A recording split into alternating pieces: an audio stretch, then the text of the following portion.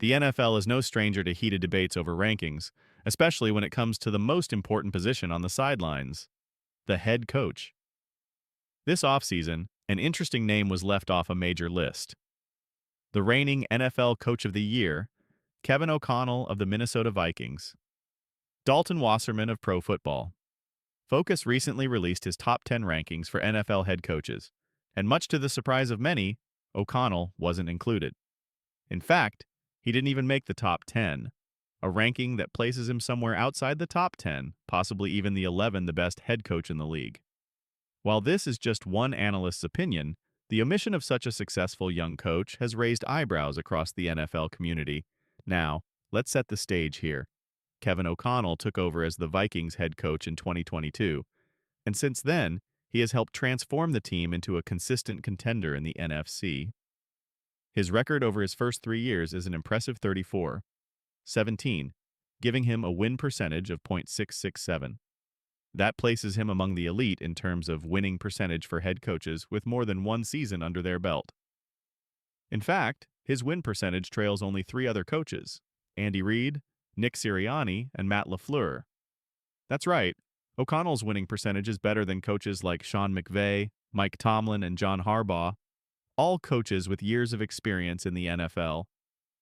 But let's dive deeper into O'Connell's resume. The Vikings head coach has done all of this while juggling quarterbacks, and I mean a lot of quarterbacks. In his first season, O'Connell helped the Vikings win 13 games with Kirk Cousins as the starter.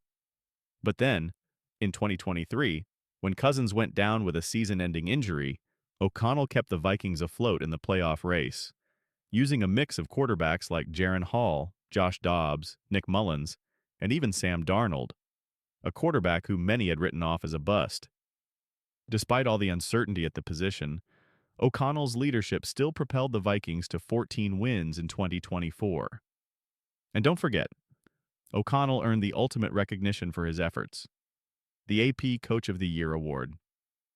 Not only did he take the Vikings to the playoffs in 2 of his first 3 seasons, but he also became the first Vikings coach to win the prestigious Coach of the Year award since Bud Grant in 1969. It's worth noting that O'Connell has yet to win a playoff game, but that doesn't diminish his incredible success in getting the Vikings to the postseason multiple times in such a short period. When you think about the ups and downs the team has faced with so much quarterback turnover, that's an incredible feat. Now let's address the obvious question. How does this ranking from Wasserman hold up? For starters, while O'Connell hasn't secured a playoff victory yet, his ability to maintain consistent success with so many different quarterbacks is a massive testament to his coaching acumen. The Vikings have made significant strides under O'Connell, and even if he hasn't reached the peak of postseason success yet, there's a lot of reason to believe he will in the future. Personally, I'd argue that O'Connell deserves a spot within the 6-10 range of Wasserman's list at the very least. In fact, I would place him ahead of some of the other coaches on the list, such as Detroit Lions head coach Dan Campbell and Cleveland Browns coach Kevin Stefanski. Sure, Campbell has done a solid job with the Lions, but can he continue to succeed without his offensive coordinator Ben Johnson, who is now in Carolina? Stefanski, meanwhile, has 2 Coach of the Year awards, but his overall record of 40-44 raises some serious questions. It's also worth noting that O'Connell isn't just a flash-in-the-pan coach. The Vikings believed in him enough to sign him to a lucrative 5-year contract extension this offseason. The front office believes O'Connell is the man who can finally lead Minnesota to its first-ever Super Bowl victory, and that's no small endorsement.